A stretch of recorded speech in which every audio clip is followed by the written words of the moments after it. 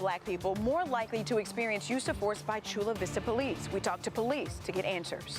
Plus, suspicious bundles found underneath an SUV shut down 2 streets downtown. The transformation of De Anza Cove takes a huge step forward. We'll show you what's coming next. Hundreds of downtown hotel workers go on strike just hours before Comic-Con is set to begin. Comic-Con preview day is here. We talked to local security officials about what you should expect. And a family who recently emerged from homelessness is about to come home to all of this. CBS 8 News live at 6 starts now. Chula Vista police officers are 5 times more likely to use force on black people than they are on white or Hispanic people. That's according to data obtained by CBS 8. Good evening and thank you for joining us. I'm Carlo Cicchetto. And I'm Jesse Pagan, in for Marcella Lee. The data also show from 2018 through June of this year, disparity in use of force has varied, with some years improving. But as CBS 8's Kirsten Holmes found out, the numbers spiked again last year. When you take a look at the numbers, starting in 2018, the use of force disparity changes. 2020 saw its lowest level. But one thing that does not change when you take a look at this graphic is that black people in Chula Vista are experiencing excessive force from police more than any other race. Police kill people.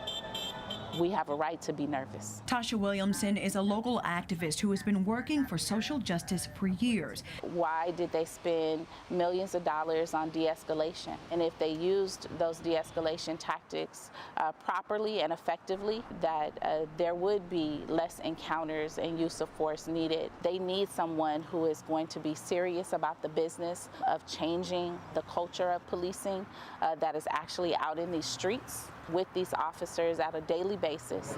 We've been talking about it for years now. We've been looking at it for a long time. We've taken action based on that for many years now, and we've seen some really positive results. Phil Collum is the executive captain of Chula Vista Police Department. We take several measures to try to talk about, educate our personnel about implicit, unconscious bias, to try to reduce the chances that that bias actually ends up affecting their decision making. Chula Vista Police disagreed with our data, saying it's unfair to compile information from the total population because Chula Vista Police does not interact with the entire Chula Vista population. But Collum admits that their own Chula Vista Police Department data also points to a racial disparity and use of force for black people in the city. It was a 2 times greater likelihood. Now that's still not good, don't get me wrong. That is still more likely than another population like the Caucasian or white population. Collum says that's why they've made changes to trainings and processes, such as using drone technology in their policing efforts. But when it comes to the increase from 2020 to 2021. Now, statistically speaking, when you have numbers that small, even slight changes in the actual totals of the numbers themselves can appear like larger changes if you're looking at percentages. So it is still important that we are treating our community with fairness, that we're doing a job, and officers have a very, very difficult job to do that is very complex and very fluid, but that we're doing it in the right way for the right reason. Kirsten Holmes, CBS 8.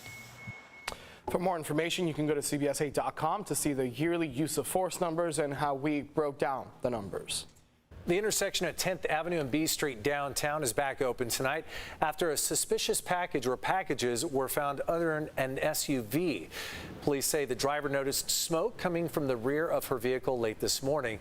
She drove downtown to a Jiffy Lube at 10th and B. That's when 2 large bundles wrapped in plastic were found taped underneath the vehicle. As a precaution, the bomb squad was called in to remove the bundles. A white powder spilled from one of them, but so far police have not identified the substance or said how the bundles ended up underneath the woman's SUV.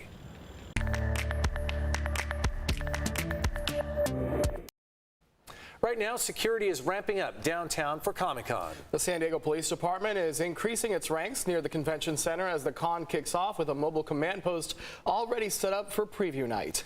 CBS 8's Heather Hope has more on security efforts from SDPD headquarters. That security update that we received from the chief of police says that there are no known threats to Comic-Con. Also, there is increased staffing with the help of Harbor Police and the San Diego Fire Department.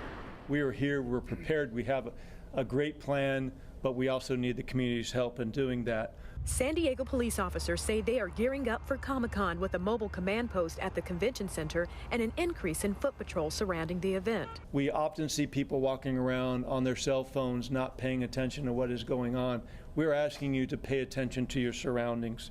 Police Chief David Nislight says officers expect huge crowds in traffic downtown. He is urging the public to remain vigilant, don't leave any bags unattended, and keep any valuables in front of you instead of in a backpack. We have increased our staffing both inside the event as well as in the outside area around it. We've got command staff, we got additional medical personnel. All aboard for the Comic-Con Express!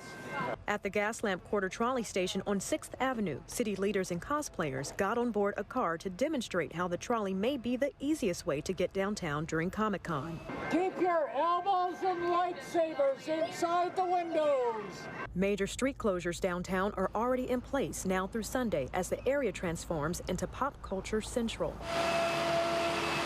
For those riding or walking near a trolley stop, transit enforcement officers will be zip tagging any fake weapons connected to a costume. The reason why we zip tie is to make sure that we have that they're fake weapons, and so to ensure passenger safety. From fake knives to plastic guns, all will be checked or confiscated. MTS says the goal is to add an extra level of safety along with deploying their security dogs. We're going to be staffing additional deputies along the coaster line, the North County Transit District's coaster line, as people come down. Some Comic-Con attendees say they aren't overly concerned and trust that it will be a safe event. I'm not too worried about it. Usually Comic-Con has their stuff handled, so I think we'll be all right. Been going on this long and nothing's happened to me. Like, the chances are low. So. Major road closures are already in place along Harbor Drive from 1st Street all the way to Park Boulevard. Heather Hope, CBS 8. All right, Heather, thank you. Of course, Comic-Con is just hours away, and hundreds of workers now at one of the biggest hotels downtown have walked off the job. Members of Unite Here Local 30, which represents everyone from housekeepers to cooks, went on strike this morning at the Hilton San Diego Bayfront Hotel. The hotel is right across the street from the convention center. CBS 8's Kelly Hussedall is there with what the group is asking for. That's right. Comic-Con is just hours away, and you're talking about a strike at one of the largest hotels in downtown San Diego. Now, the hotel is located just steps away from the convention center, and you can see these workers picketing right here behind me. They say they're fed up. Here's what the union president says happened at the negotiating table last night. It broke off at 11:30 p.m. The company told us that they didn't have any more room to move, and they left. Frankly, we were disappointed because we felt like we were making good progress. So this is the tweet sent out last night by the union. Just 2 words on that tweet: it's on. The strike by members of Unite Here Local 30 started at 4 a.m. And according to the union president, Bridget Browning, the big sticking point is wages. Initially, the hotel offered an increase in pay of 50 cents an hour. They are now offering a $2.50 raise over 18 months. They also agreed to get rid of the $20 a month parking fee increase. But the union said that's not enough. Members are sticking to the $4 increase in wages over 2 years.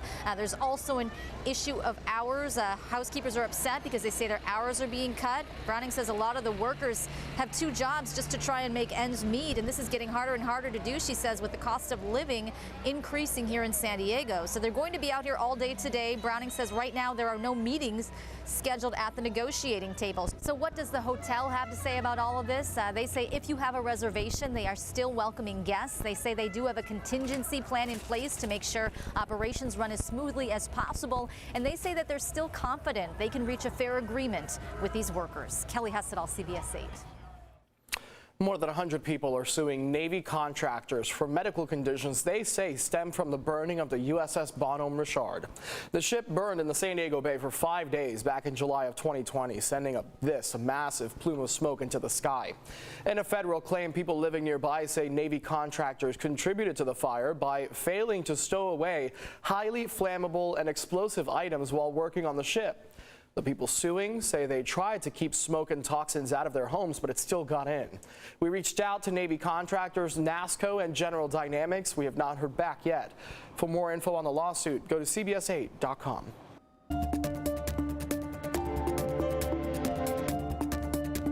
SDGE customers are amped up about their utility bills, and at CBS 8, we're keeping an eye on rising rates. As David Goffredson reports, consumer advocates say there will soon be opportunities for customers to weigh in on proposed rate hikes. The general rate case filing is a pretty big thing. Usually happens about every 3 to 4 years. It's hard to keep track of all the regulations and hearings associated with SDGE's proposed rate hikes. Edward Lopez is the executive director of UCAN, Utility Consumers Action Network. The nonprofit is protesting SDGE's recent rate increase proposal, also called a general rate case. We're protesting the fact that SDGE in its current general rate case is asking for more than $3 billion in what's called the revenue requirement. In its application, SDGE wants ratepayers to help fund increases in revenue for the company. In 2024, a $475 million increase. 2025, $363 million. 2026, $338 million. And 2027, more than $306 million, for a total revenue increase over 4 years of $3.9 billion. If the commission grants SDGE's request, you're looking at almost $9 a month more on the electricity side and $9.57 more on the gas side. That's almost $20 a month more on the typical SDGE bill. The utility claims it needs the extra revenue to maintain safety and reliability standards, reduce wildfire risk, expand electric vehicle infrastructure, and achieve carbon neutrality by 2045, among other needs. These general rate case proceedings can go for about 18 months or so. So this is an elaborate and elongated process. A hearing is now set for next week to schedule future meetings and hearings where customers will get to weigh in. We need the opportunity for San Diego Gas and Electric customers themselves to come forth and be able to have their voice heard. Now, we're going to keep working for you, and we'll let you know when those meetings, those public meetings, get scheduled. In the meantime, I'm going to be hanging out here in my laundry room waiting for 9 o'clock to roll around so I can actually afford to wash my work clothes. So I got shorts on today, David? Yeah, I have to do my laundry later. All right, so is there any good news for ratepayers at this point, David? There is some good news. August and September coming up. Every SDGE ratepayer is going to be getting a $64 credit on their bill. That's an automatic climate credit, and you don't have to do anything. It shows up on your bill in August and September. Also, more good news. The state has announced that they will be doing an audit of SDGE and its rate practices. So more oversight is coming. This is a chance for ratepayers to pay up, have a say in what goes on with their bills. David Goffredson reporting live for us in his shorts. Thanks, David. Still ahead tonight, how claims of a Centaurus COVID variant got started and then went viral. We're going to verify. Plus, it's called the Yes in God's Backyard bill, and now it's law, how it could lead to more affordable housing for people on low and fixed incomes. Seeing some high clouds streaming in across the county for today. It's not going to lead to any rain for us, but I will tell you what it does mean for our sunrise and sunsets. Take a look at that coming up. The House committee investigating the January 6th attack on the U.S. Capitol says they've yet to receive missing text messages from the Secret Service delivered on that day. I'm Skyler Henry on Capitol Hill with the calls for a review and a look ahead to Thursday's primetime hearing.